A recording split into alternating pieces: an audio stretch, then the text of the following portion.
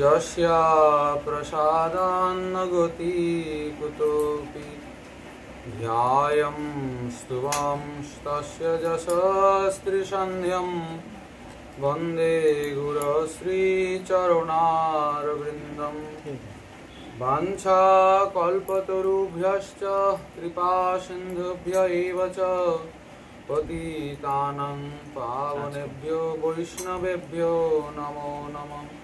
নমো শ্রীকালসত্যায় জগন্নাথসুতায় চ সভৃত্যায় সপুত্রায় সকলত্রায়তে নমঃ। আজানুলম্বিতভুজৌ কনকাবদাতৌ সংকীর্তনৈকপিতরৌ কমলায়তাক্ষৌ বিশ্বম্ভরৌ দ্বিজবরৌ যুগধর্মপালৌ বন্দে জগৎপ্রিয়করৌ করুণাবতারৌ। বরহাপীড়ং নটবরবপু কর্ণयो কর্ণিকারং বিভ্রদ্বাসং কনককপিশং বৈজয়ন্তীং চ মালং রন্ধ্রাণবেণুরধরসুধয়া পূরয়न् গোপবৃন্दैर्बृन्दारण्यं स्वपदरमणं प्राविशत् गीतकीर्ति। हे कृष्ण करुणा सिंधु दीनबंधु जगत्पते गोपेश गोपिका कांत राधाकांत नमोस्तुते। तप्त कांचन गौरांगी राधे वृंदावनेश्वरी वृषभानुसुते देवी त्वां नमामि हरिप्रिये। वृंदायै तुलसी देव्यै प्रियायै केशवस्य च कृष्ण भक्ति प्रदे देवी सत्यवत्यै नमो नमः।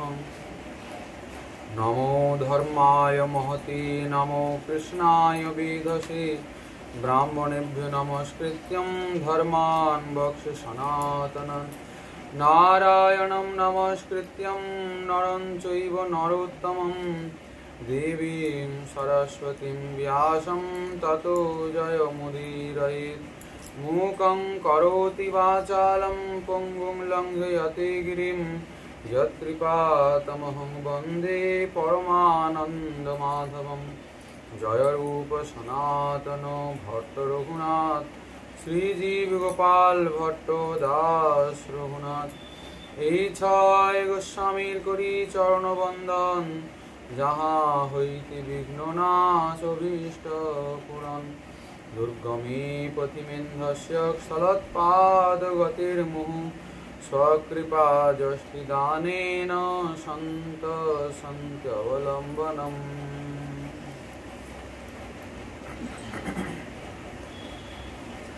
প্রভু কহে ইহ বাহ্য আগে কহ আর, রায় কহে জ্ঞান শূন্যা ভক্তি সাধ্য সার।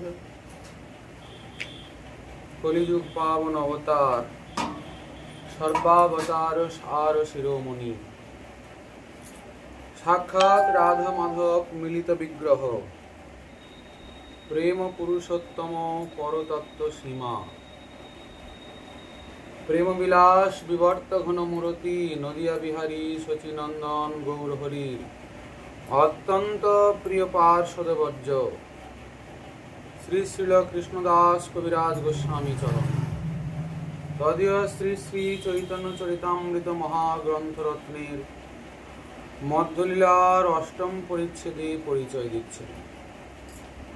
প্রভু কহে ইহ বাহ্য আগে কহ আর, রায় কহে জ্ঞান শূন্যা ভক্তি সাধ্য সার।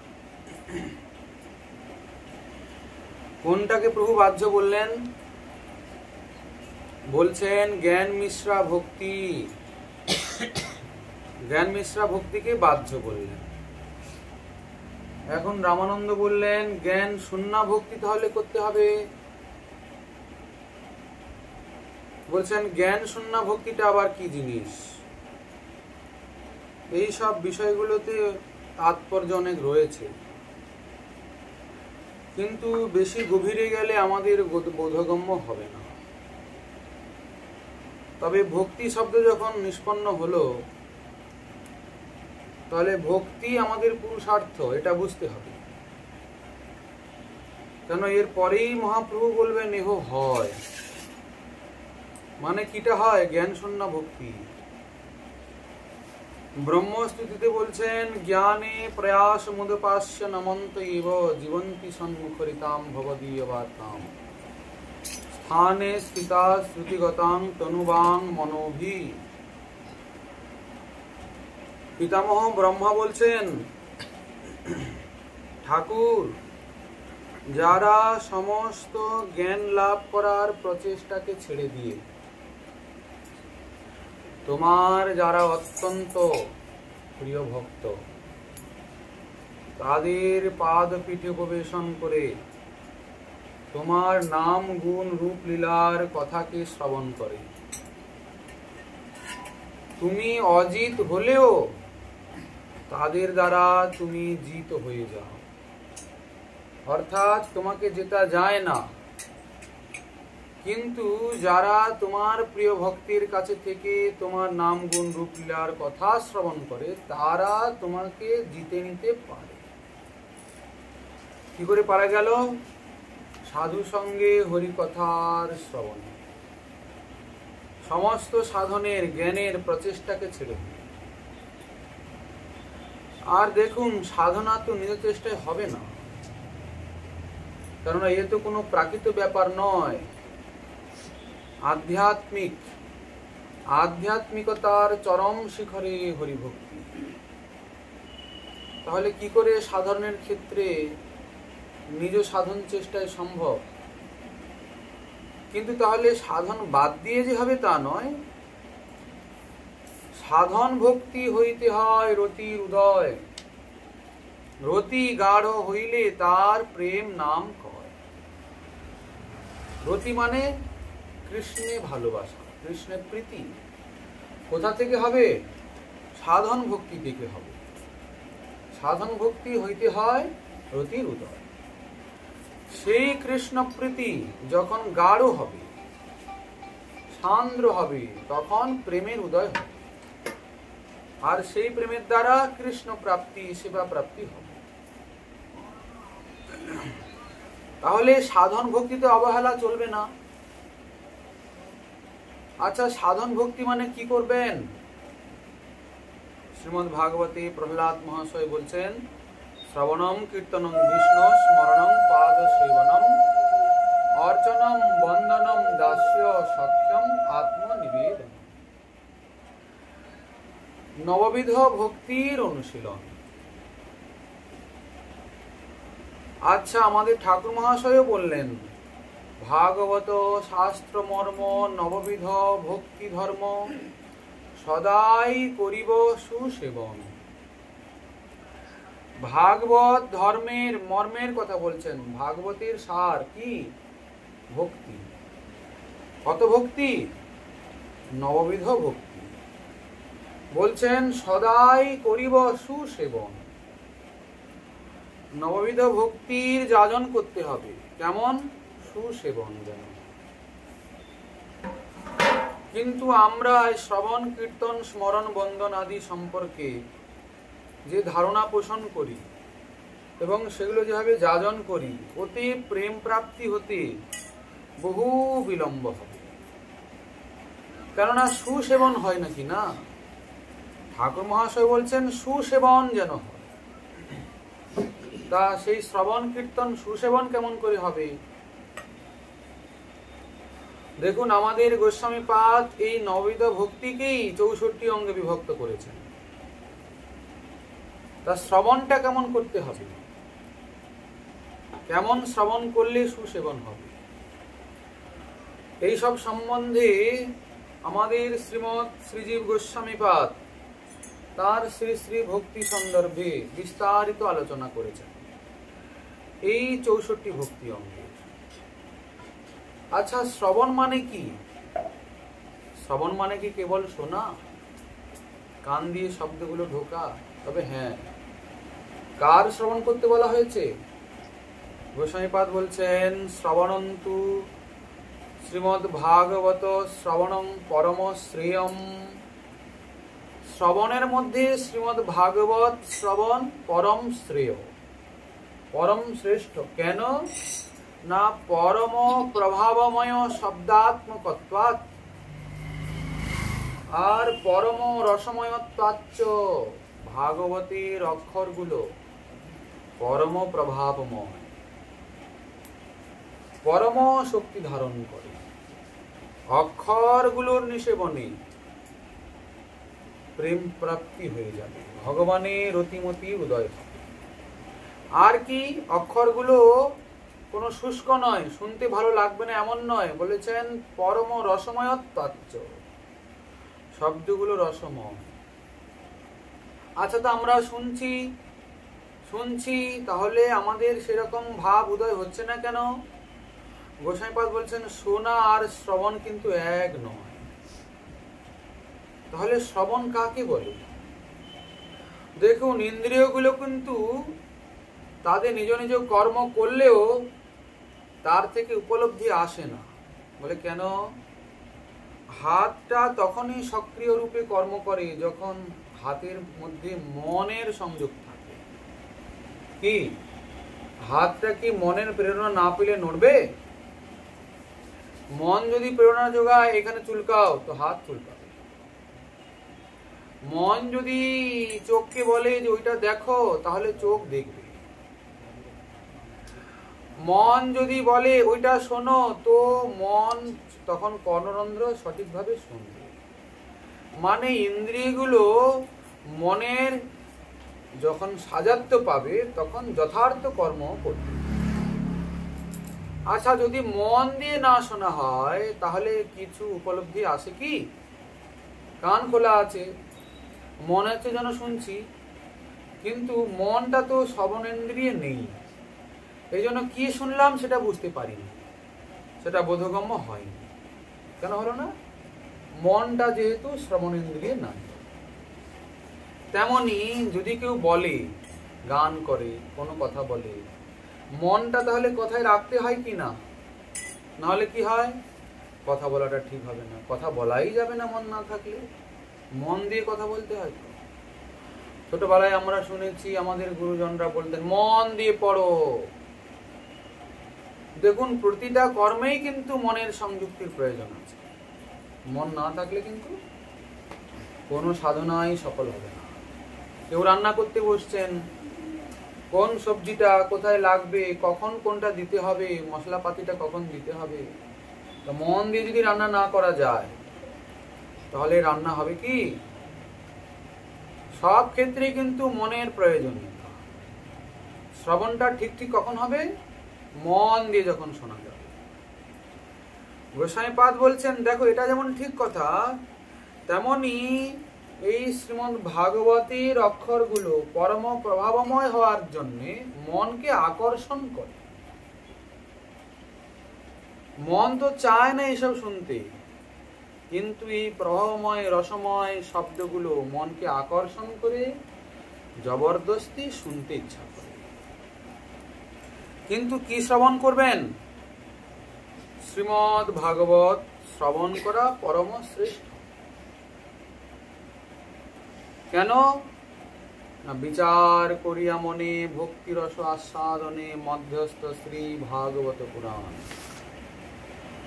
আমাদের গোস্বামীপাদ ভাগবতকে প্রমাণ রূপে স্বীকার করেছেন। প্রমাণম ভাগবতম পুরাণম অমলম। এই অমল পুরাণ ভাগবতী সেই প্রমাণ। কিসের প্রমাণ? শুদ্ধা ভক্তির, যুগল কিশোরের ভজনে। ঠাকুর মহাশয় বললেন বিচার যদি করতে হয়, কি বিচার করবে? ভাগবতকে বিচার করতে হবে। তবে হ্যাঁ, ভাগবত গ্রন্থ এখন সবার বাড়িতে রয়েছে। নিজে নিজে বিচার করতে বসে গেলে কিছুই বুঝতে পারবেন না। মহাজন বললেন যাহ ভাগবত পড় বৈষ্ণবের স্থানে, একান্ত আশ্রয় কর চৈতন্য চরণে, চৈতন্যের ভক্তগণে নিত্য কর সঙ্গ, তবে তো জানিবে সিদ্ধান্ত সমুদ্র তরঙ্গ। আচ্ছা, আমরা শ্রবণ কীর্তন তো করি, কিন্তু ঠাকুর মহাশয় বলছেন সুসেবন যেন হয়। সুসেবন কেমন করে হয় এটা আমরা বুঝবো কি করে? এই দেখুন, আমাদের গোস্বামীপাদ দেখাচ্ছেন প্রতিটা ভক্তি অঙ্গ কি করে সুসেবন হবে। আচ্ছা, ভক্তি অঙ্গগুলো যাজন করতে যদি আমাদের ভালো না লাগে, তাহলে কি ওই বস্তুকে গ্রহণ করে কোনোদিন প্রেম প্রাপ্তি হবে? শ্রবণ করছি, হরিকথার শ্রবণ করছি, শ্রবণ যদি করতে ভালো না লাগে, তাহলে কি শ্রবণ করলে কোনোদিন ভগবানের প্রতি রতি উৎপন্ন হবে? কীর্তন করছি, ভালো যদি না লাগে কীর্তন করতেই তো ইচ্ছা হবে না। ভালো যদি না লাগে তাহলে শ্রবণ করতেই তো ইচ্ছা হবে না। করার পরে কি হবে শুধু পরের কথা। ওই শ্রবণটা কেমন করে করতে হয় ওটা যদি ঠিক ঠিক বোঝা যায় তাহলে ভালো লাগবে এবং ঠিক ঠিক অনুশীলন হবে, তাকেই বলা হবে সুসেবন। গোস্বামীপাদ বলছেন, দেখো শ্রীমদ্ ভাগবতী মহামুনিকৃতি কিংবা পরৈরীশ্বর সদ্য হৃদ্য বরুদ্ধতিত্র কৃতিভি শুশ্রুভি তৎসনাৎ। এই শ্রীমদ্ ভাগবতীর পরম প্রভাবময় অক্ষরগুলি শ্রবণ করার সঙ্গে সঙ্গে শ্রী ভগবান সেই শ্রবণকারীর হৃদয়ে সদ্য অবরুদ্ধ হয়ে যান, এখনো দেরি হয় না। শুশ্রুভি তৎসনাৎ, সঙ্গে সঙ্গে অবরুদ্ধ হন। বলে অবরুদ্ধ মানে, বলে আসলে তিনি নিজেই ওই শ্রবণকারীর হৃদয়ে জায়গাটা করে নেন। না হলে জীব চায় না যে আমি ভগবানকে হৃদয়ে বসাই। সাধারণ যারা মাদৃশ্য জীব তারা সংসার নিয়েই সুখী থাকতে চায়, শ্রী ভগবানকে হৃদয়ে বিহারী করে বসাতে চায় না। কিন্তু শ্রী ভগবান জানেন যে ও প্রকৃত আমার, ওকেও আমার চায়। তখন জীবের ইচ্ছা না থাকলেও যদি যে কোনো প্রকারে প্রভাবময় শব্দগুলো কর্ণরন্ধ্র দিয়ে হৃদয়ে প্রবেশ করে, তো শব্দের মাধ্যমে, শব্দকে অবলম্বন করে, শব্দরূপে শ্রী ভগবান হৃদয়ে প্রবিষ্ট হয়ে নিজের আসন পেতে বসে যান। এই হচ্ছে সমস্যার কথা। কৃষ্ণ কোথায়? বলেন শ্রীকৃষ্ণ কৃষ্ণ কথায়। আচ্ছা, ভালো হলো। গোস্বামীপাদ বলছেন, দেখুন অত্রৈব বিবেচনীয়ম, কিছু বিবেচনার বিষয় আছে, বিবেচনা করবেন। বলছেন শ্রীমদ্ ভাগবত তো শ্রবণ করতে হবে, তার মধ্যে কোন বিষয়টা শ্রবণ করা বেশি শ্রেষ্ঠ? বলছেন শ্রী ভগবান নামাদি শ্রবণং তাবৎ পরমং শ্রেয়। দেখুন, শ্রবণ করতে হবে বলে যে যা তা শ্রবণ করবো যেখানে সেখানে, তা কিন্তু নয়। শ্রী ভগবান নামাদি প্রথমে শুরু হবে কোথা থেকে? শ্রী নাম থেকে। নাম, গুণ, রূপ, লীলা কি শ্রবণ করবেন? প্রথমে নাম শ্রবণ। আচ্ছা, ওই নাম তো শুনছি। দেখুন, চিত্ত অশুদ্ধ থাকলে নাম শ্রবণের একটা ব্যাপার আলাদা, চিত্ত পবিত্র হলে নাম শ্রবণের একটা ব্যাপার আলাদা। আমাদের শ্রীমতী রাধারানী সেই শ্যাম নাম শ্রবণ করে কি অবস্থা। সই কেবা শোনাইলে শ্যাম নাম, আমার কানের ভিতর দিয়া মরমে পশিল গো, আকুল করিল মন প্রাণ। আচ্ছা, কি শুনলেন? বলছেন নাম শুনলেন। আচ্ছা, প্রথমে নাম কেন শুনবো? বলে দেখুন, নামের মধ্যেই সব আছে। নামের মধ্যেই রূপ, গুণ, লীলা, ধাম, পরিকর সব নামের মধ্যেই আছে। আর প্রথমে নাম শোনার কারণ হচ্ছে নাম শ্রবণ করতে করতে নামের কৃপাতেই চিত্ত শুদ্ধ হয়। অন্য কোনো উপায় আছে কি? অন্য কোনো উপায়ে কিন্তু চিত্ত শুদ্ধি এত তাড়াতাড়ি সম্ভব নয়। শ্রীমন মহাপ্রভু বলেছেন, হর্ষে প্রভু কহে শুন স্বরূপ রাম রায়, নাম সংকীর্তন কলৌ পরম উপায়। নাম সংকীর্তন কলৌ পরম উপায়। সংকীর্তন যজ্ঞে করে কৃষ্ণ আরাধন, সেই তো সুমেধা পায় কৃষ্ণের চরণ। সে হলো প্রকৃত বুদ্ধিমান যে নাম সংকীর্তন রূপ সাধনা দিয়ে শ্রীকৃষ্ণের ভজন করে। শ্রীকৃষ্ণের আরাধনা করে। এটা অত্যন্ত সহজ সরল পন্থা, এর থেকে সহজ পদ্ধতি আর কিচ্ছু না। তা ঠাকুর কেমন করে নাম করব? বলছেন এই যে খাইতে শুইতে যথা তথা নাম লয়, কাল দেশ নিয়ম নাহি সর্বসিদ্ধি হয়, নাম নামকারী বহুধা নিজ সর্বশক্তি, স্তত্রার্পিত নিয়মিত স্মরণেন কাল। নিয়মিত ভালো। তা আর কিছু আছে কি? বলছেন হ্যাঁ, সংকীর্তন হইতে পাপ সংসার নাশন, চিত্ত শুদ্ধি সর্বভক্তি সাধন উদ্গম। এই দেখুন বলছেন সংকীর্তন হতেই চিত্ত শুদ্ধি হবে, সর্বভক্তির উদয় হবে, সমস্ত সাধনের উদয় হবে। বলে সমস্ত সাধন মানে বলে যে যে সাধনগুলো প্রেম প্রাপ্তির জন্য প্রয়োজন, নাম করতে করতে চিত্তে সেই সাধনের স্ফূর্তি হবে। দেখুন বিষয়গুলো অত্যন্ত নিগূঢ় রহস্য। প্রণিধান পূর্বক যদি কথাগুলোকে না শ্রবণ করা যায় তাহলে কিন্তু বঞ্চিত হবে। কি বললেন? চিত্ত শুদ্ধি সর্বভক্তি সাধন উদ্গম। কিসে হবে? কেবলমাত্র নাম সংকীর্তনে হবে। আচ্ছা, শ্রীমন মহাপ্রভু বলছেন কি করবে? নাম সংকীর্তন করবে। সংকীর্তন তাহলে কি জিনিস? গোস্বামীপাদ বলছেন সম্যক কীর্তন। এই সম্বন্ধে অনেক বিচার বিশ্লেষণ করেছেন। এক হচ্ছে কীর্তন আর এক হচ্ছে সংকীর্তন। বলে মশাই আমরা তো জানি বহুভীর মিলিত্বা, বহুজন মিলিত হয়ে বাদ্যযন্ত্র আদি সহকারী যে নাম গুণ রূপ লীলার কীর্তন তাকে সংকীর্তন করে। গোস্বামীপাদ বলছেন না না, সংকীর্তন একা একাও করা যেতে পারে। তাহলে কি করে সম্ভব? বলে যদি সেটা সম্যক কীর্তন হয় তাহলে সম্ভব। বলে সেটা আবার কিরকম? বলে নাম গ্রহণ হয় দু প্রকারে, একটা হচ্ছে কেবল নাম গ্রহণ আর একটা হচ্ছে স্নেহ সংযুক্তত্বেন। কেবলত্বেন আর এক স্নেহ সংযুক্তত্বেন। তত্র নাম সংকীর্তন খলু দ্বিধা ভবতি। এই দুই প্রকারের নাম কীর্তন। কিরকম? একটা কেবল নাম গ্রহণ আর একটা স্নেহ সংযুক্ত নাম গ্রহণ। কেবল নাম গ্রহণ মানে কি? খেলায় পড়ে করতে হয়, গুরুদেব দিয়েছেন যখন। আবার অনেকে মনে করেন নাম করলেই বৈকুণ্ঠে যাব, এই চিন্তা ভাবনা নিয়ে নাম করছেন। শাস্ত্রে মহাজন বলেছেন এক কৃষ্ণ নামে জীবের যত পাপ করে, সাধ্য নাই জীবের তত পাপ করে। আমি যা পাপ তাপ করেছি, নাম নিলে সব পাপ তাপ ধুয়ে যাবে, আমি পরম পবিত্র হয়ে মঙ্গল হয়ে স্বর্গে যাব। পুণ্য হচ্ছে, অনেকে বলেন নাম অর্জন, নাম গ্রহণ করা পুণ্যের কাজ। তারা এই জন্য ঠেলায় করে নাম করে, পুণ্য অর্জনের জন্য পাপ ধরা। কিন্তু শ্রীমন মহাপ্রভু বলেছেন না না, নাম গ্রহণের এটা ফল নয়। হরিদাস ঠাকুরকে জিজ্ঞাসা করা হলো, ঠাকুর আপনি এত নাম নাম নাম নাম করেন যে, নামের ফলে পাপ ধুয়ে যায় বুঝি? কেহ বলে নাম হইতে হয় পাপ ক্ষয়, কেহ বলে নাম হইতে জীবের মোক্ষ হয়।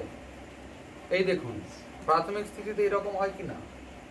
পাপ ধোয়ার জন্য আমরা নাম নেই, আর মুক্তি প্রাপ্তির জন্য নাম নেই। আমাদের নাম আচার্য হরিদাস ঠাকুর বলছেন না না, নামের এই দুই ফল নহে। নাম লইলে কৃষ্ণ পদে প্রেম উপজয়। নামের কিন্তু এইটা ফল নয়। কোনটা ফল নয়? এই পাপ নাশ আর মুক্তি প্রাপ্তি। বলছেন এটা শ্রী নাম গ্রহণের আনুষাঙ্গিক ফল, এটা আপনি আপ হয়। আনুষঙ্গ ফলে করে সর্বপাপ ক্ষয়, চিত্তে চিত্ত আকর্ষিয়া করে কৃষ্ণ প্রেমোদয়। এই দেখুন এখানে রহস্য আছে। আনুষঙ্গ ফল নাম করতে করতে তখন পাবেন যখন ঠেলায় পড়ে নাম করবেন। যদি কেবলত্বেন নাম গ্রহণ হয়, কেবল নাম গ্রহণ হয় তবে এইটা হয়। আর যদি সেই নাম স্নেহ সংযুক্ত করে করা যায় তাহলে আপনার চিত্তকে আকর্ষণ করে আর শ্রী নাম প্রভু শ্রীকৃষ্ণ প্রেম দিয়ে দেবেন। নাম হইতে সর্বানর্থ নাশ। আচ্ছা, এই যে বললেন অনর্থগুলো, ভক্তিপথের কত অনর্থ আছে কিনা, বলছেন এই নামকে আশ্রয় করলে অনর্থগুলো আস্তে আস্তে করে নষ্ট হয়ে যাবে। সাধনার দ্বারা অনর্থকে নিবৃত্তি করা বড় কঠিন ব্যাপার আছে। তবে হ্যাঁ, এই স্নেহ সংযুক্ত নাম যদি করা যায় তবে অনর্থ মুক্ত হলেও হতে পারে, সময় লাগবে। আচ্ছা, স্নেহ সংযুক্ত নাম মানে কি না, চিত্তবৃত্তির একাগ্রতা নিয়ে নাম গ্রহণ, অর্থাৎ মনোনিবেশ করে নাম গ্রহণ। আচ্ছা, এর আর একটা আছে, মানে বলছে নামকে ভালোবেসে নাম জপ। কেমন করে? নামকে আগে ভালোবাসতে। আচ্ছা দেখুন, আমরা এই জগতে সাধারণভাবে যদি কাউকে ভালোবাসি, তাকে ভালোবাসা মানে তার নামকেও তো ভালোবাসা, সেটা বুঝলো কি করে? ধরুন সেই ব্যক্তির নাম ধরে কেউ গালাগালি করছে, তখন আমাদের হৃদয়ে ক্রোধের উদয় হয় কি না? আবার সেই ব্যক্তির নামটা নিয়ে যদি কেউ প্রশংসা করে আমাদের হৃদয়ে শুনতে আনন্দ হয় কি না? আচ্ছা, কেন হলো? কারণ সেই নাম যে ব্যক্তির, সেই ব্যক্তিকে আমি ভালোবাসি, এজন্য সেই তার নামকে যে ভালোবাসলো আমিও তাকে ভালোবাসলাম, সেই কথাটা শুনতে আমার ভালো লাগলো। ঠিক তেমনি যদি শ্রী ভগবান আমাদের কোটি প্রাণ প্রতিম হন, আমাদের শ্যাম সুন্দর যুগল কিশোর যদি আমাদের কোটি প্রাণ প্রতিম হন, তাহলে তাদের নামও তো কোটি প্রাণ প্রতিম হবে। তদ্রূপ নামকে ভালোবাসতে হবে। বরং গোস্বামীপাদ বলছেন যে ভগবানের থেকেও নামকে বেশি ভালোবাসতে হবে, কেননা ভগবানের থেকে শ্রী নাম বেশি করুণাময়। এটা কেমন কথা হয়ে গেল? বলে হ্যাঁ, ভগবানের কাছে গেলে ভগবানের কৃপা পেতে হলে অনেক অপেক্ষা থাকে। আচ্ছা, সবাই বিগ্রহ সেবা করতে পারেন কি? অর্চনাঙ্গে আমরা এই বিষয়ে শুনবো ভালো করে। দীক্ষিতানান্তু সর্বেশাম, যারা দীক্ষিত ভক্ত তাদের ক্ষেত্রে বিগ্রহ সেবাটা অপরিহার্য, তারা অধিকারী। কিন্তু শ্রী বিগ্রহের সেবা যেহেতু মন্ত্রাত্মক, মন্ত্র দিয়ে উপাচার দিয়ে করতে হয়, এই জন্য যোগ্য না হলে শ্রী বিগ্রহ সেবা সবাই পারে না। কিন্তু নাম গ্রহণ করতে সবাই পারে, ঠিক কিনা? আচ্ছা, যিনি দীক্ষিত নন তার মুখে নাম উচ্চারণ হন কিনা? বলেন খুব হন। তাহলে শ্রী বিগ্রহের সেবা করতে হলে দীক্ষা না নিলে হবে না। বিগ্রহের করুণা হলো না সেখানে, কিন্তু নামের করুণা দেখুন। অদীক্ষিত ব্যক্তিও মুখে হরিনাম নিতে পারে। আচ্ছা, এই নাম নিতে নিতে নিতে নিতে সদ্গুরুকে চেনা যায়। নাম প্রভুর চরণে প্রার্থনা করতে করতে করতে করতে সদ্গুরুর সন্ধান পাওয়া যায়। নামের কৃপাতে হয় সদ্গুরু আপনার কাছে আসেন, না হয় আপনি সদ্গুরুর কাছে পৌঁছে যান, নামের কৃপাতে হয়। আচ্ছা দেখুন, নামের কৃপা, ধরুন আপনি কোনো ব্যক্তির অনেক প্রশংসা করছেন তার গুণে, সেই ব্যক্তি খুব ভালো, না সত্যি ছেলেটা এত উত্তম, এত ভালো কাজ করে, এত তার ভালো গুণ আছে। তো অনেক সময় হয় কি, সম্ভ্রম বয়সী ব্যক্তি আপনার দিকে নাও তাকাতে পারেন, বলে লাভ নেই। আবার হয়তো অনেক সময় আপনি নিন্দা করছেন কোনো ব্যক্তি, সেই ব্যক্তি আপনার দিকে নাও তাকাতে পারেন, আপনার কথা নাও শুনতে পারেন, আপনার দিকে আপনার সঙ্গে কথা নাও বলতে পারেন। কিন্তু দূরে যাচ্ছে একজন ব্যক্তি, আপনি যদি ওর নামটা ধরে ডাকেন, তাহলে সেই ব্যক্তি তৎক্ষণাৎ আপনার দিকে ঘুরে তাকাবেন কিনা, আপনার কাছে এসে যাবেন কিনা। দেখুন নামের মধ্যে কত প্রভাব রয়েছে।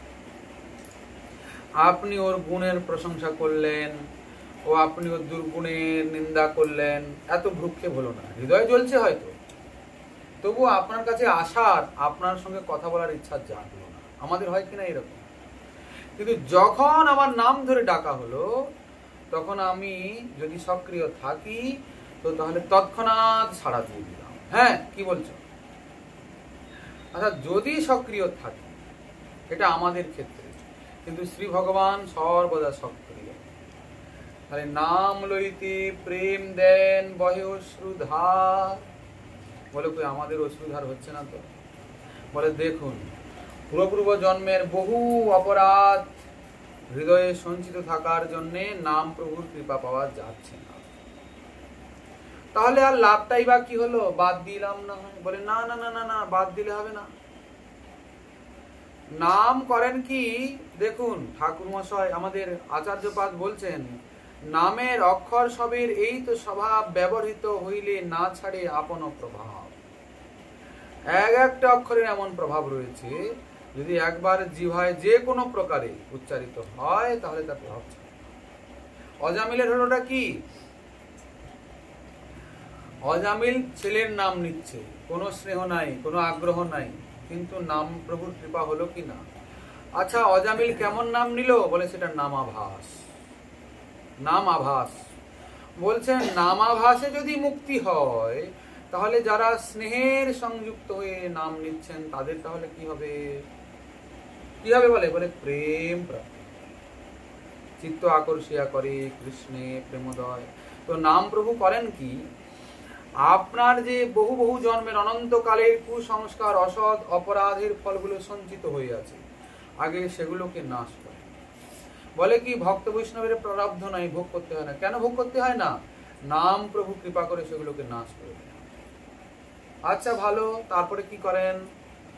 তা পাপ গেল, তিনি অসৎ কর্মগুলো নষ্ট করলেন, তাহলেও প্রেম পাচ্ছি না কেন? বলে না না, ওগুলো ধ্বংস হলে হবে কি, আপনার অপরাধ করার, পাপ করার প্রবণতা এখনো আছে। যে আছে কি না? পাপ করার ইচ্ছা আমাদের আছে কি না? অপরাধ আমরা জেনে বুঝে করি কি না? তো নাম প্রভু কৃপা করে করেন কি, আগে সেই পাপ তাপ গুলোকে নষ্ট করে আপনার পাপ করার যে প্রবণতা তাকে নষ্ট করেন। দেখবেন নামের আশ্রয় নিলে আস্তে আস্তে করে অসৎ কর্মগুলো করার দিকে আমাদের ঝুঁকিটা কম হয়ে যায়। যখন আমরা নামাশ্রয় হইনি তখন ওই পাপ অপরাধগুলো করার প্রতি আমাদের আগ্রহটা অত্যন্ত থাকে, বেশি থাকে কি না? এটা সাধক নিজে নিজের জীবনে অনুভব করবে। কিন্তু নাম প্রভুর কৃপাতে আস্তে আস্তে করে অসৎ কর্মগুলো, অসৎ কথা, মিথ্যা কথা বলার দিকে প্রবণতাটা কমে যায়। আচ্ছা, যার যেমন নাম গ্রহণের প্রবণতা তার তেমন তেমন নাম প্রভুর কৃপা। যদি কেউ বলে যে না আমাকে খুব শীঘ্রই প্রেম প্রাপ্তি করতে হবে, তো তাহলে তিনি তৎপরতার সহিত নাম গ্রহণ করবেন, নাম প্রভু তত তাড়াতাড়ি কৃপা করবেন। কি করলেন? পাপ করার প্রবণতাগুলোকে নষ্ট করে দিলেন। আচ্ছা, তারপরে তো প্রেম পাবো, বলেন না, এখনো অপেক্ষা আছে। তিনি তখন করেন কি, নিজের প্রতি জীবের আগ্রহটাকে জন্মান। মানেটা কি? নামের প্রতি প্রীতি। কেননা নামকে ভালো না বাসলে তো তিনি কাজ করতে পারছেন না। কাজ করছেন কিন্তু ওনাকে ভালো না বাসলে, ভালোবেসে ওনাকে যাজন না করলে উনি তাড়াতাড়ি করে আপনাকে কৃপা করতে পারছেন না। এই জন্য উনি করেন কি, এগুলো আগে অনর্থগুলো গেল, এখন উনি নিজের প্রতি আপনার আগ্রহকে বর্ধিত করেন, আপনার প্রীতিকে নিজের প্রতি আকর্ষণ করেন। দিলেন নামকে ভালো লাগলো, নামকে ভালো লেগে গেলে তখন ভগবান কোথায় থাকলো সে বিষয়ে সাধকের আর অনুসন্ধান থাকে না। তখন নামের মধ্যেই সেই রূপ গুণ লীলার আস্বাদন করেন। নাম করতে করতে সেই অক্ষরগুলি সেই সাধকের সামনে মূর্তিমান হয়ে ওঠে। এই দেখুন আমাদের রাধারানীর কি অবস্থা।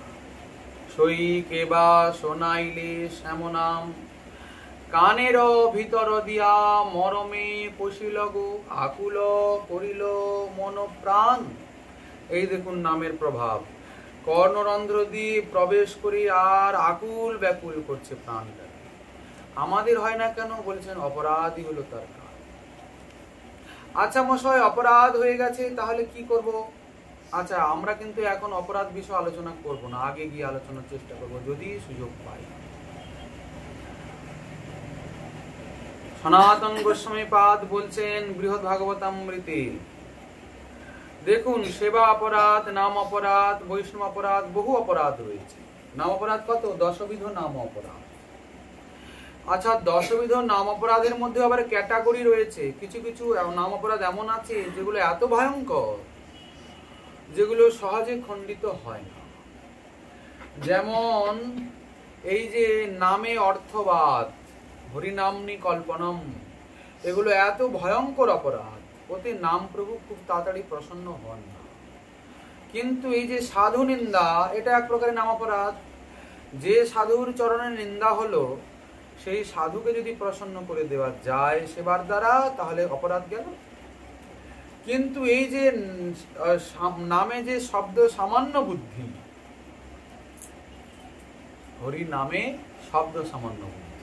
আমাদের নাম যেমন ইন্টু পিন্টু চন্টু নাট বল্টু, আমরা তেমন ভগবানের নামটাকে সাধারণ মনে করি। ওই সাধারণ মনে করে নেওয়াটাই হয়ে গেল গর্হিত অপরাধ। তা আপনি তো মনে করেই বসে আছেন এটা করেছেন, আসলে নামের এত কোনো মহিমা নেই, বাস হয়ে গেল না কাজ শেষ। বলে এই যে বিঘাতক অপরাধগুলি এত সহজে খণ্ডিত হয়। আরো বিঘাতক অপরাধ রয়েছে। নাম ন বলাদ যস্য হি পাপ বুদ্ধি ন বিদ্যতি তস্য যমৈন হি শুদ্ধি। নাম বলে যার পাপ আচরণে বুদ্ধি, সারাদিন পাপ করব আর ঘুমানোর সময় নাম নিয়ে ঘুমিয়ে পড়ব, বাস হয়ে গেল বেটা পাপ। যেহেতু এক কৃষ্ণ নামে জীবের সর্ব পাপ হরে, বলে না ভয়ঙ্কর অপরাধ হচ্ছে। তা মশাই আমাদের তো সজ্ঞানে অজ্ঞানে অপরাধ তো হয়ে যাচ্ছে, তা কি করব? সর্বপ্রথম করণীয় এই, যেখান যেখান থেকে অপরাধগুলো জন্ম হয় সেই কর্মগুলো আগে করা বন্ধ করব। সাধু নিন্দা করব না। দশবিধ নাম অপরাধ, 32 রকমের সেবা অপরাধ, বৈষ্ণব অপরাধ, যেখান যেখান থেকে হচ্ছে সেগুলো আগে করা বন্ধ করব। তারপরে করব কি, নিরন্তর নাম জপ করব শ্বাস প্রশ্বাসে। গোসাইপাদ বলছেন নাম অপরাধ যুক্তানাম নামান্যেব হরন্ত্যঘম। নাম অপরাধীর ক্ষেত্রে নামের কৃপাতেই সে অপরাধ নাশ হয়। তবে হ্যাঁ, যদি কেউ সজ্ঞানে অপরাধ করে, জানে যে আমি ইনার নিন্দা করলাম, ইনার অপমান করলাম, তো অপরাধ হলোই। কিন্তু তিনি যদি মনে করেন যে না, এনাকে আমি কিছু তেল দিতে যাব না, আমি নাম করে করে এই অপরাধ খণ্ডন করবো, বলে তাহলে কোনোদিন হবে না। কেন হবে না? কারণ আপনি জানেন ওই সাধুর চরণে আপনার অপরাধ, ওই উনি আপনার উপরে অপ্রসন্ন হয়ে আছেন, আপনি কোন নাম প্রভু কোনোদিন কৃপা করবেন না। আবার দেখুন, এই অপরাধগুলি থেকে আবার কতকগুলি বিষয়ের জন্ম হয়, বড় ভয়ঙ্কর পরিস্থিতি। আচ্ছা, এই যে সেবা অপরাধ এবং বৈষ্ণব অপরাধ, যদি কেউ এই সেবা অপরাধে অবহেলা করে, যে সেবা অপরাধগুলো রয়েছে তার থেকে যদি সাবধান না হয়, অপরাধ হলো। সেই সেবা অপরাধে যদি কেউ অবহেলা করে, পরবর্তীকালে সেবা অপরাধ আবার নাম অপরাধে গিয়ে পর্যবসিত হবে, তাহলে সমস্যা আছে কিনা? আবার দেখুন, যদি কেউ নাম নিষ্ঠ হয় এবং সেবা অপরাধ না করার জন্য যদি সাবধানতা অবলম্বন করে, তাহলে এই সেবা অপরাধগুলো নামের কৃপাতেই খণ্ডন হয়। কিন্তু যদি সেবা অপরাধ, বৈষ্ণব অপরাধ এগুলোকে অবমাননা করে বা দেখেও না দেখার ভান করে, তাহলে এগুলো নাম অপরাধে পর্যবসিত হয়ে মহাভয়ঙ্কর অপরাধের সৃষ্টি হয়। এই অপরাধ থেকে 5 রকমের জিনিসের তৈরি হয়। আমার গোস্বামীপাদ বলছি কি কি? অথ কৌটিল্যম।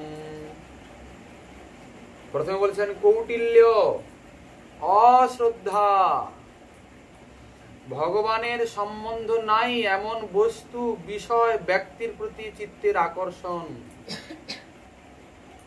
আর ভজন শৈথিল্য, আর ভজন অভিমান। এই 5টা অনর্থের উৎপন্ন হয় অপরাধ। কৌটিল্য মানে কি? গোসাইপাদ বলছেন এই কৌটিল্য বড় ভয়ঙ্কর জিনিস। শ্রীমদ্ ভাগবত বলছেন যে ধর্ম পজ্জিত কৈতবত্র পরম নির্মৎসরণাম শতাম। ধর্ম প্রউজ্জিত কৈতব, অজ্ঞান তমের নাম কহিয়ে কৈতব। ধর্ম অর্থ কাম মোক্ষ বাঞ্ছাদি সব। এই কুটিলতা মানে কি? কৌটিল্য মানে কি? ধর্ম অর্থ কাম মোক্ষের বাঞ্ছা। ধর্ম অর্থ কাম মুক্তির আকাঙ্ক্ষা এসে যায় অপরাধ। আচ্ছা, নাম কেন করছি? প্রেম প্রাপ্তির জন্য তো। কিন্তু অপরাধ ঘটলে প্রেম প্রাপ্তির লক্ষ্য থেকে ভ্রষ্ট হয়ে ধর্ম অর্থ কাম মুক্তির চক্করে সাধন করল। কৌটিল্য হলো কি না? তার মধ্যে মুখ্য বাঞ্ছা করিতব প্রধান, যাহা হইতে কৃষ্ণ ভক্তি হয় অন্তর্ধান। শ্রীমদ্ ভাগবত বললেন কি প্র উজ্জিত। আচ্ছা, প্র বলছেন কেন? কেন তার মধ্যে যে মুক্তির বাঞ্ছা সব থেকে বড় কপটতা। বলে মুক্তির বাঞ্ছা করবো না? বলে না, ভুক্তি মুক্তি আদি বাঞ্ছা যদি মনে হয়, সাধন করিলেও প্রেম উৎপন্ন না হয়। আচ্ছা, এ বিষয়ে তো অনেক বিচার বিশ্লেষণ রয়েছে, গোস্বামী পাদগণ করেছেন। তা বলছেন যে যদি কারুর ধর্ম অর্থ কাম মোক্ষ বাঞ্ছা থাকে, তাহলে যদি কোনোদিন উপযুক্ত সাধু সঙ্গ হয়, তাহলে সেই বিষয়ে আবার শ্রবণ করতে করতে সেই কুটিলতাটা গিয়ে আস্তে আস্তে করে প্রেম প্রাপ্তির দিকে সাধক অগ্রসর হয়। এবং যদি ধর্ম অর্থ কাম মোক্ষ রূপ কুটিলতা থাকে, তাহলে এই শ্রবণ কীর্তন রূপ সাধনাগুলো দেখা যায়, লক্ষ্য করা যায়, সাধনগুলো থাকে। কিন্তু আর এক প্রকারের কপটতা আছে, ওটা এর থেকে আরো ভয়ঙ্কর। ওতে সাধনগুলোই নষ্ট হয়ে যায়। বলে সেগুলো কি? বলছেন ভক্ত এবং ভগবানে শ্রদ্ধা করতে হয় তো। বলছেন বাইরে শ্রদ্ধা দেখানো হলেও অন্তরে তাদৃশ শ্রদ্ধার অভাব। কথা বোঝা গেল?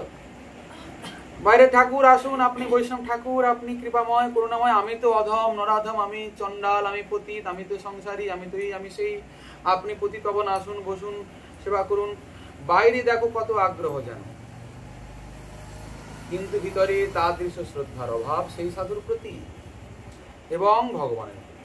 ঠেলায় পড়ে করতে হচ্ছে, না করলে উনি কি ভাববেন? আমি যেটা করছি যেন ওনার মনে হয়ে যায় যে আমি ওনাকে কত সেবা করি, কত শ্রদ্ধা করি। আচ্ছা, উনি মনে করলেও অন্তর্যামী বলে একজন আছেন, তিনি আপনার হৃদয়ের ভাবকে নিরন্তর নোট করছেন, দেখছেন আপনার অন্তরে কি চলছে। এটা এমন এক প্রকারের কুটিলতা, এমন এক প্রকারের জঘন্য ভয়ঙ্কর অপরাধ, ও সাধনগুলো জীবন থেকে আউট করে দেবে, বহু সাধকের জীবন হবে।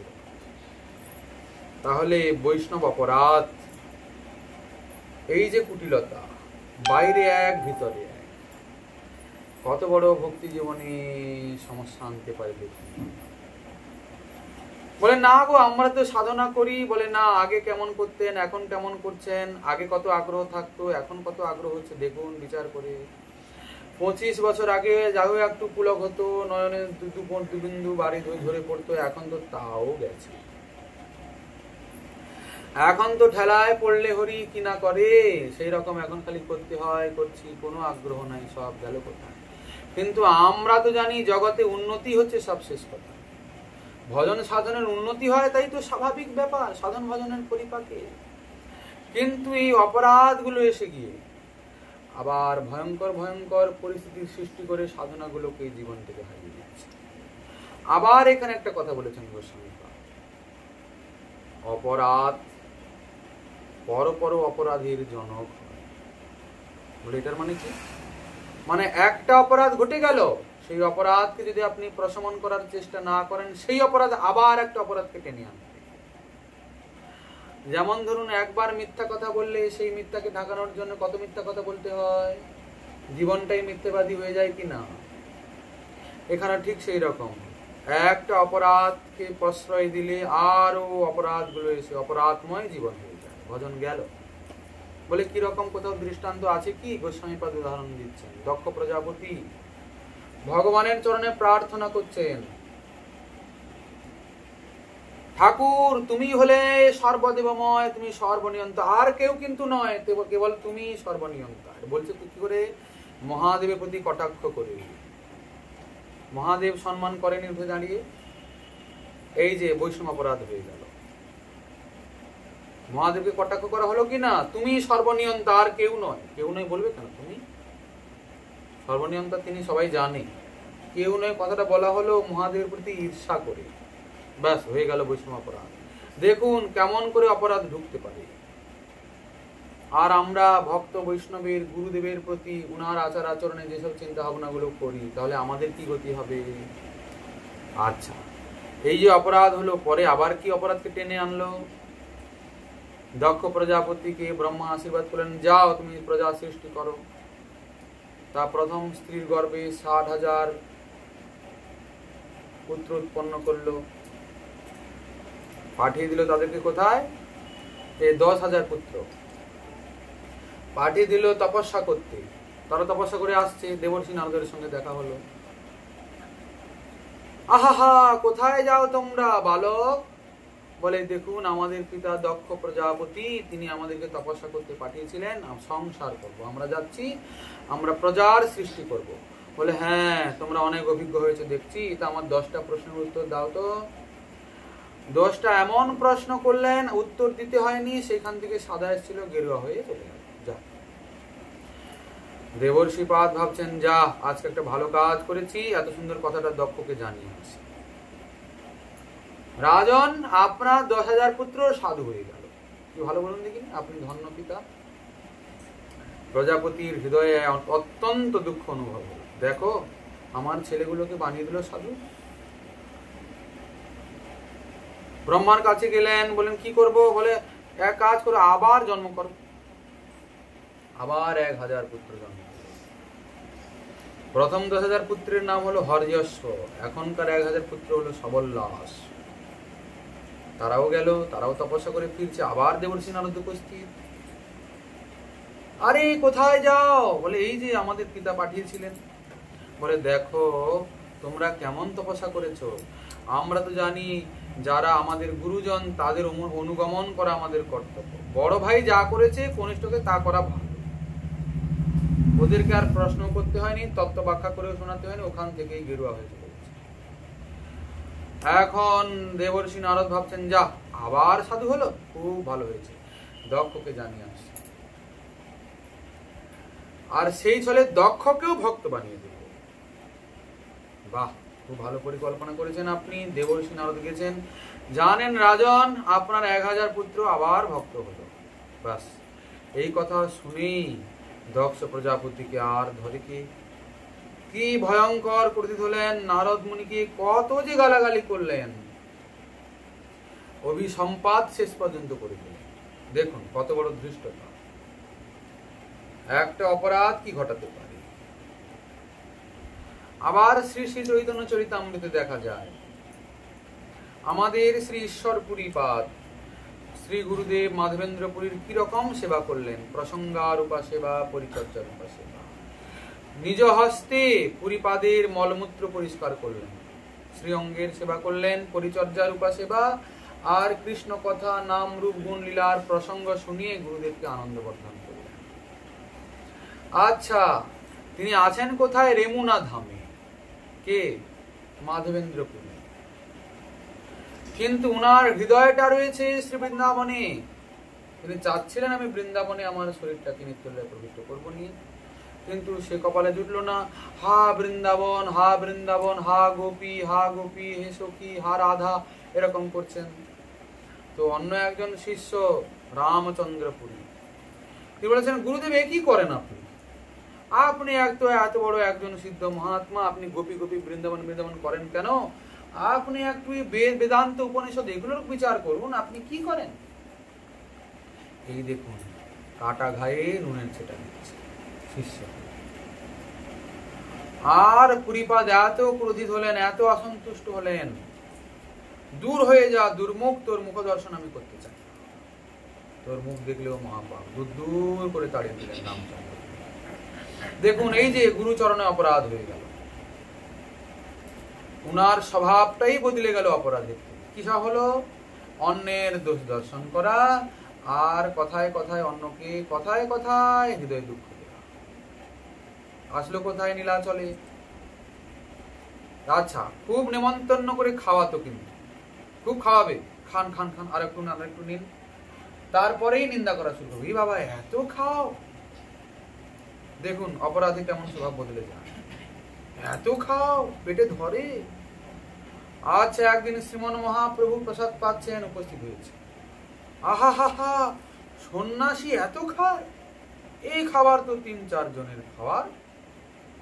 শ্রীমন মহাপ্রভু সেই দিন থেকে ভোজনটাই কমিয়ে দিলেন।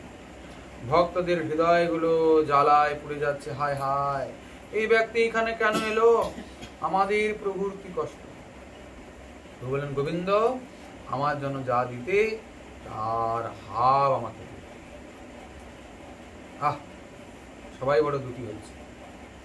একদিন হয়েছে কি, সকাল সকাল এসছে মহাপ্রভুকে দর্শন করতে, একটা পিঁপড়ে ওখানে ঘুরে বেড়াচ্ছে। আচ্ছা, স্বাভাবিকভাবে পিঁপড়া তো ঘুরে বেড়াতেই পারে যেখানে সেখানে, পিঁপড়ে তার কাজ করছে, পিঁপড়াকে কেউ ধরে আনে নাকি?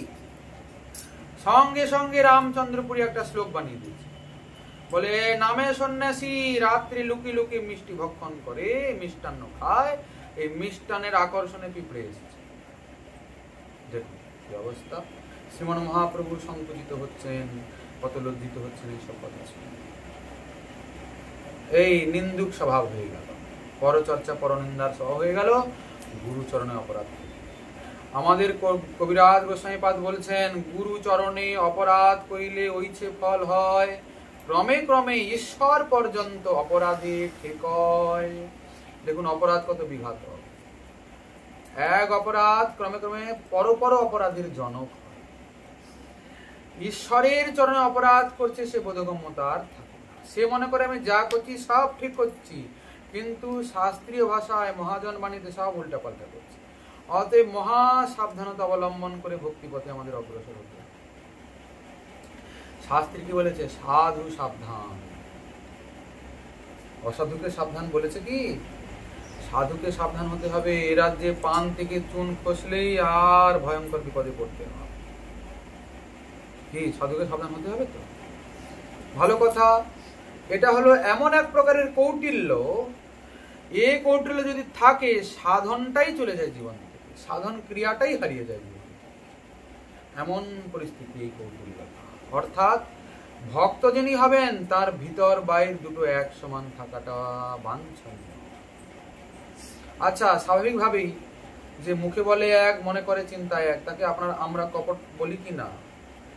তাকে আমরা ছলনাময় বলি কিনা? ছলনাকারী বলি কিনা? তা আপনি যেখানে ছলনা করলেন, ভক্তি রাজ্যেও ছলনা করলেন। ভেতরে এক চিন্তা করলেন, বাইরে এক বলছেন। বাইরে বলছেন, হা গুরুদেব করুণার সিন্ধু, আপনি কত দয়াময়, কত করুণাময়। আর ভিতরে বলছেন, হা আবার এসছি গুরুদেবটাকে আবার দক্ষিণা দিতে, অনেকগুলো টাকা দিতে হবে। দেখুন সমস্যা। বাড়িতে বৈষ্ণব এসছেন। আচ্ছা, বৈষ্ণব সেবাটা কখন উত্তম হবে?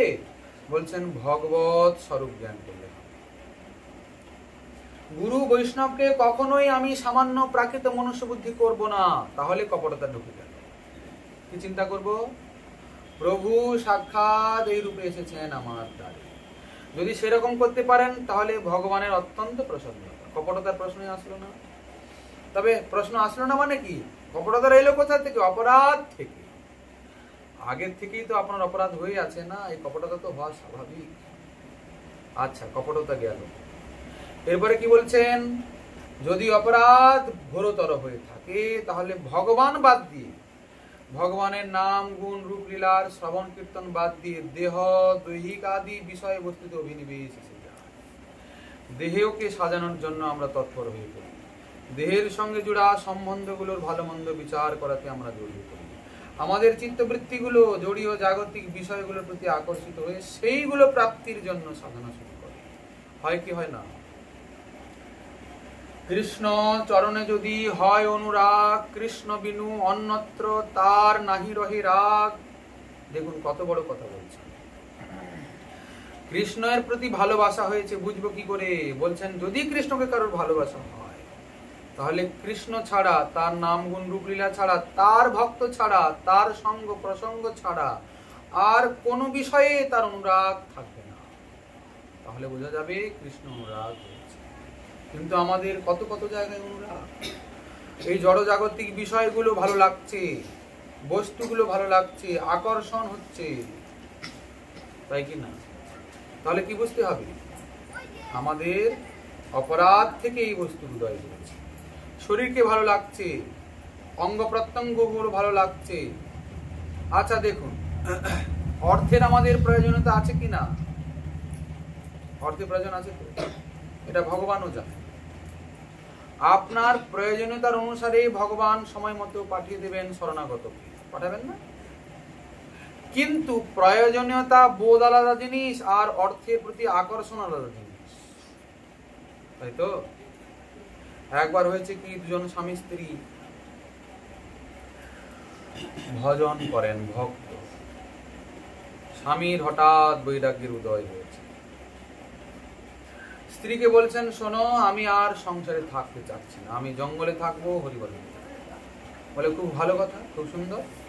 স্ত্রী বলছে, তা আমাকে কি করতে বলো? বলে না, তুমি যেহেতু আমার স্ত্রী, তোমাকে বললাম, পাশে তুমি দুঃখ না পাও। বলে বললাম বললে তো হয় না। বলে কেন? বলে আমাকেও নিয়ে যেতে হবে সঙ্গে। বলে এই দেখো দেখো দেখো, তুমি কি আর পারবে জঙ্গলে থাকতে? জঙ্গলের কঠিন সাধনা, খেতে পাবে না, পড়তে পারবে না, বৃক্ষের বাকলগুলো পরিধান করতে হবে। এখন যে রেশমি বস্ত্র পরছো, ওইসব পাবে না জঙ্গলে। কোথায় খাবে, কি খাবে, কোথায় ঘুমাবে, এই সব মখমলের গদিগুলো, পালঙ্ক, কিছুই পাবে না। বলে ওটার জন্য তো আমি তোমার হাত ধরিনি মশাই। যেদিন তোমার হাত ধরেছিলাম সেই দিন প্রতিজ্ঞা করেছিলাম, যেমন তুমি থাকবে তেমন আমিও থাকবো। তবে গিয়ে তো তাকে অর্ধাঙ্গিনী বলে, সহধর্মিনী বলে। স্বামীর যা পরিস্থিতি, সেই পরিস্থিতিকে সমানভাবে ভাগ করে নেবে স্ত্রী। বলে আমি কোনো কথাই শুনবো না, তুমি যেমন করে থাকবে আমিও তেমন করে থাকবো, আমি তোমার ভজন সাধনের কোনো বিপত্তি করব না, কোনো বাধা করবো না। স্বামী বললো, যা, শরণাগত স্ত্রী হোক, চলো। স্বামী স্ত্রী দুজনে মিলে যাচ্ছে। স্বামীটা একটু এগিয়ে এগিয়ে যাচ্ছে, স্ত্রী পেছনে পেছনে যাচ্ছে, জঙ্গলের পথ ধরে যাচ্ছে। হঠাৎ দেখে কি, রাস্তার মাঝখানে এত বড় পুটলাতে করে অনেক মূল্যবান সোনা দানা বাঁধা হয়ে পড়ে আছে। সেই পতিদেবের নজরে পড়েছে। আহা হা, দেখি তো কি পড়েছে। যখন খুলে দেখে, এই বাবা, সোনা দানা। হঠাৎ করে ব্যক্তিরা ভাবছে, জি জি, না না না না, একে সরিয়ে ফেলতে হবে। কেন? যদি আমার স্ত্রীর লক্ষ্য পড়ে, তাহলে এটা নেওয়ার জন্য ইচ্ছা করে। আর এগুলো নিয়ে কি কখনো ত্যাগী হওয়া যায়? সঙ্গে সঙ্গে করলো কি, একটু এদিকে গিয়েই মাটিটা সরিয়ে ওটা চাপিয়ে দিল, নোংরা মুড়ো করে, যাতে স্ত্রী দেখতে না। কিন্তু স্ত্রী দেখে নিয়েছে যে ও একটা কিছু করছে। আচ্ছা, কাছে এসে দেখলো কি, মাটিটা সরিয়ে, ও বাবা, ওই। তখন স্ত্রী স্বামীকে বলছে, শোনো, তুমি বরং ঘরে ফিরে যাও। বলে কেন? বলে তোমার যখন এখনো এইসব আসক্তি যায়নি, তো যাও ফিরে। বলে মানে কি বলতে চাও? বলে তুমি নামে গৃহত্যাগ করেছো মাত্র, নিষ্কাম হওনি। নিষ্কাম মানে কি? তুমি এখনো, তোমার সামনে এখনো মাটি আর সোনাটার মধ্যে পার্থক্য আছে। তুমি সোনাটাকে মাটি মনে করতে পারলে না। কি কথা বলে? পতিদেব অবাক হয়ে যাচ্ছে। তুমি এখনো সোনাটাকে সোনা বলো, মূল্যবান বলে মনে করলে, মাটি মনে করতে পারলে না। তুমি কি সাধু হবে? যাও, তুমি ঘরে ফিরে যাও, তোমার ঘরেই থাকা ভালো। দেখুন সমস্যা কোথায়।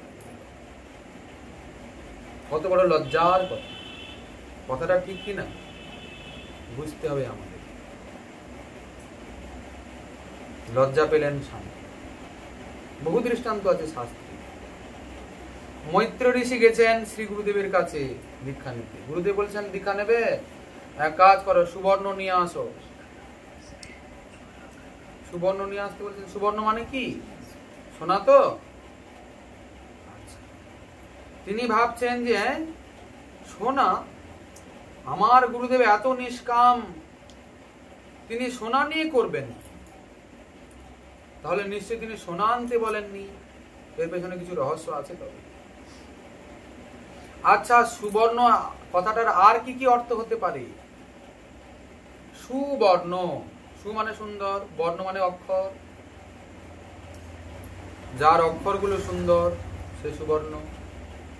আবার বর্ণ মানে রং, গায়ের রং, বলে যার গায়ের বর্ণটা বেশ সুন্দর, রংটা সুন্দর, তাকে সুবর্ণ বলে। তাহলে এই জগতে সব থেকে সুন্দর বর্ণ, অক্ষর, নাম কার আছে? বলেন কৃষ্ণ কৃষ্ণ কৃষ্ণ রাম রাম, এই সব থেকে সুন্দর বর্ণ। আচ্ছা, আবার যে বললেন সুন্দর বর্ণ গায়ের রং, বলে হ্যাঁ, নবজল ধর রসে ঢল ঢল বরণ চিকন কালা। হ্যাঁ, ঢল ঢল কাঁচা অঙ্গের লাবণী অবনী বহিয়া যায়, যার ঈষদ হাসির তরঙ্গ হিল্লোলে কত মদন মূর্ছা পায়। কত সুন্দর বর্ণতা। তিনি শ্রীকৃষ্ণ নাম লিখে নিয়ে গেলেন, গুরুদেব প্রসন্ন। দেখুন কত কথা। ভজনশীল যিনি হবেন তার সামনে মূল্যবান হলো ভগবানের নাম রূপ গুণ লীলা, ভগবান সম্বন্ধীয় বস্তু বিষয়। ভগবানের ভক্তই তার কাছে বেশি মূল্যবান, বেশি ইম্পর্টেন্ট। তার সামনে ভিভিআইপি, সেবার যোগ্য ভক্ত, ভগবান সম্বন্ধে বিষয়গুলো বস্তু সে বেশি করে আগ্রহ করে রাখবে গুছিয়ে। কোনটাকে? ভগবানের সেবার সামগ্রীগুলো, জড়জাগতিক বিষয়গুলো নয়। কেননা যত বিষয় যত বস্তু থাকবে ততই চিত্তবৃত্তির আবেশ থাকবে তার প্রতি। আর যত বিষয় বস্তু থাকবে এই আকর্ষণে ও এমন ভাবেই বেটে যাবে একটা একটার মধ্যে, আর ভগবানের দিকে চিত্তবৃত্তিটার ভাগ কম হয়ে যাবে। সমস্যা আছে কিনা? আচ্ছা, যদি বলা যায় যারা গৃহ ঘর সংসার ত্যাগ করে গেছেন তাদের জন্য এসব কথা, সোনা আর মাটিকে তারা এক করবে। আমরা তো সংসারে আছি, আমাদের তো সোনাটাকে গুরুত্ব দিতেই হবে। আচ্ছা দেখুন, আমরা আজ পর্যন্ত কোনো সাধুর মুখে শুনিনি, কোনো গ্রন্থে পড়িনি যে ভজন যারা ত্যাগী তাদের জন্য, গৃহীর জন্য নয়। আমরা শুনি আমাদের গোস্বামী পাদগণের সিদ্ধান্ত বরং বেশি করে গৃহীদের জন্যই।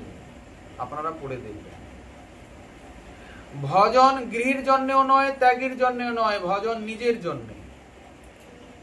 তাহলে যারা ত্যাগ করে চলে গেছেন যুগল কিশোরের সেবা প্রাপ্তির জন্য, আর আপনি স্ত্রী পুত্রের সঙ্গে আছেন কিন্তু ওই বস্তু প্রাপ্তির জন্য, কি তাই তো? গৃহীরাও রাধা দাসের ভজন করছে, ত্যাগীরাও রাধা দাসের ভজন করছে, প্রাপ্তির বিষয় একটাই। তাহলে ভজনের বিষয়ে পার্থক্য হবে কেন?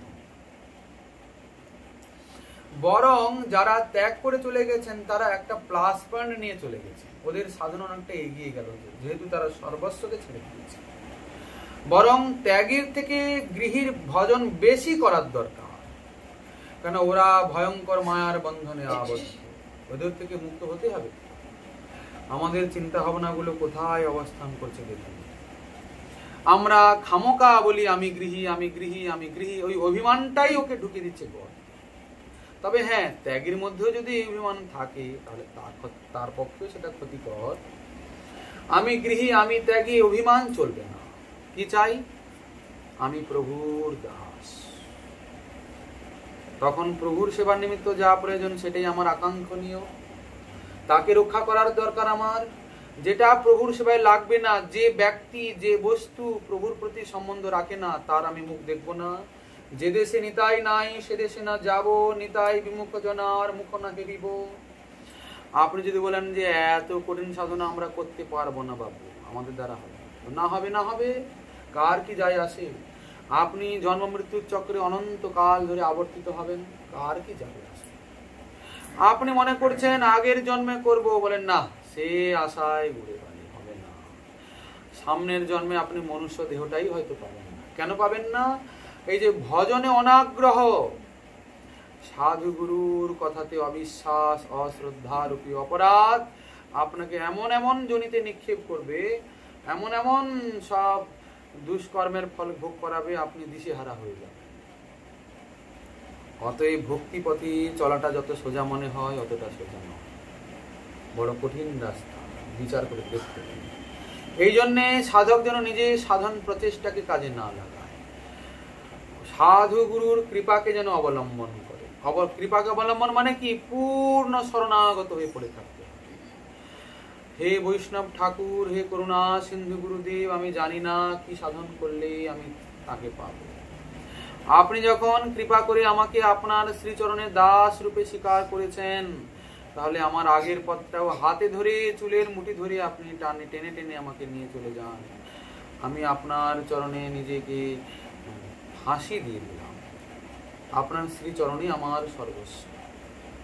কি যে দেশে নিতাই নাই সে দেশে না যাব, নিতাই বিমুখ জনার মুখ না হেরিব। কিন্তু আমাদের অভিনিবেশ কোথায়?